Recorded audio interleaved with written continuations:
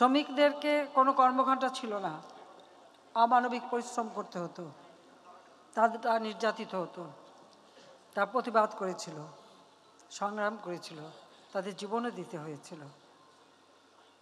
তাদের দাবি ছিল মাত্র 8 ঘন্টা তারা কাজ করবে একটানা।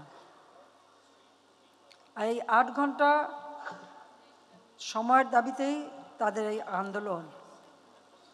আর এই আন্দোলন করতে যে সেই যুক্তরাষ্ট্রের পুলিশের হাতে তাদের জীবন দিতে হয়েছিল। সেই দিন যারা শ্রমিকদের অধিকারের জন্য সংগ্রাম করেছিলেন, শ্রমের উপযুক্ত মূল্য এবং দৈনিক 8 ঘন্টা কাজের জন্য এই দাবি নিয়ে যারা সংগ্রাম করেছিলেন এবং যারা জীবন দিয়েছেন, আমি তাদেরকেও আজকের দিনে স্মরণ করি।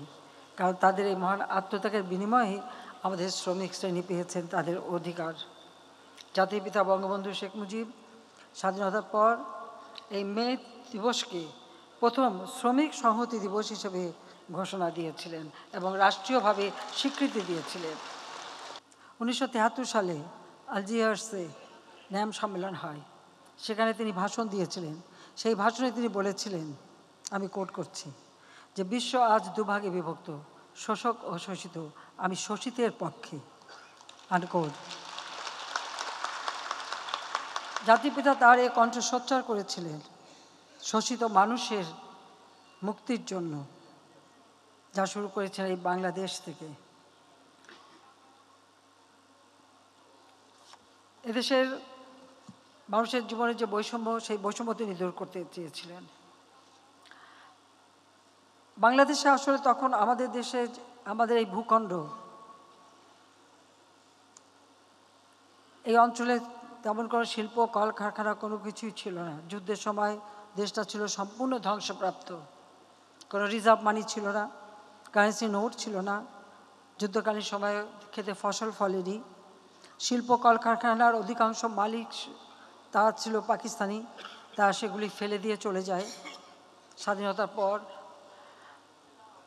মা যেমন একটা রুগ্ন সন্তানকে বুকে নিয়ে লালন পালন করে সুস্থ করে গড়ে তোলে, ঠিক সেইভাবে জাতিপিতা বঙ্গবন্ধু শেখ মুজিব স্বাধীনতার পরপরই শূন্য হাতে একটা যুদ্ধ বিধ্বস্ত দেশ গড়ে তোলার দায়িত্ব হাতে নিয়েও সকল পরিত্যক্ত কলকারখানা জাতীয়করণ করেন এবং শ্রমিকদের অধিকার নিশ্চিত করবার পদক্ষেপ নেন। তাদের কর্মসংস্থান যাতে ঠিক থাকে সেই পদক্ষেপটাই তিনি হাতে নিয়েছিলেন এবং শ্রমিকদের স্বার্থ রক্ষার জন্য মঞ্জুরি কমিশন গঠন করেন, মে দিবসে সরকারি ছুটি ঘোষণা করেন এবং আন্তর্জাতিক সংস্থা আইএলও সদস্যপদ 1972 সালেই আমরা অর্জন করি। এবং শুধু তাই না, তিনি আইএলও অর্থাৎ আন্তর্জাতিক শ্রম সংস্থার সদস্যপদ গ্রহণ করার সাথে সাথে এর প্রোটোকল এবং কনভেনশনগুলি সই করেন এবং সেগুলি মেনেই শ্রমিকদের অধিকার নিশ্চিত করবার পদক্ষেপ নেন। 1 মে 1972 সাল মে দিবস উপলক্ষে জাতির উদ্দেশ্যে জাতিপিতা বঙ্গবন্ধু শেখ মুজিব ভাষণ দিয়েছিলেন। আমি কোট করছি, কোট, আপনাদের পরিশ্রম করতে হবে, উৎপাদনের লক্ষ্য অর্জন করতে হবে, দেশের সম্পদ বাড়িয়ে আমরা জীবনযাত্রার প্রকৃত উন্নয়ন করতে সক্ষম হব।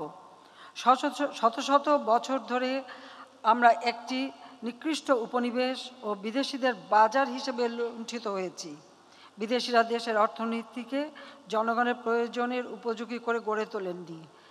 এরপরে ইহাই আর বর্বর সৈন্যরা আমাদের অর্থনৈতিক কাঠামোকে সম্পূর্ণরূপে ধ্বংস করে দিয়ে গেছে। গণপ্রজাতন্ত্রী বাংলাদেশ সরকার এক ভয়াবহ পরিস্থিতির মধ্য দিয়ে দেশের অর্থনীতিকে পুনর্গঠনের কাজে হাত দিয়েছে, আনকোট। তিনি নিজের ভাষণেই বলে গেছেন কীরকম ভয়াবহ পরিস্থিতি তখন আমাদের ছিল, কিন্তু তারপরও তিনি থেমে যাননি, তিনি কাজ করেছেন। কাজে খেটে খাওয়া মানুষ, তাদের ভাগ্য পরিবর্তনই আওয়ামী লীগের সবসময় লক্ষ্য। কাজে আমরাও সবসময় সে পদক্ষেপ নিই এবং জাতির পিতা যখন দেশটাকে গড়ে তুলেছেন, তখন যে সমস্ত মালিক বাংলাদেশে ছিল, তিনি একটা অর্ডার জারি করেছিলেন যে শিল্প কলকারখানা সেই মালিকরা ফেরত পাবে, আর যেগুলি মালিকানাবিহীন সেগুলি তো সরকারি চালাবে। সেই ব্যবস্থাটাও তিনি করেছিলেন, বেসরকারি খাতকেও তিনি গুরুত্ব দিয়েছিলেন।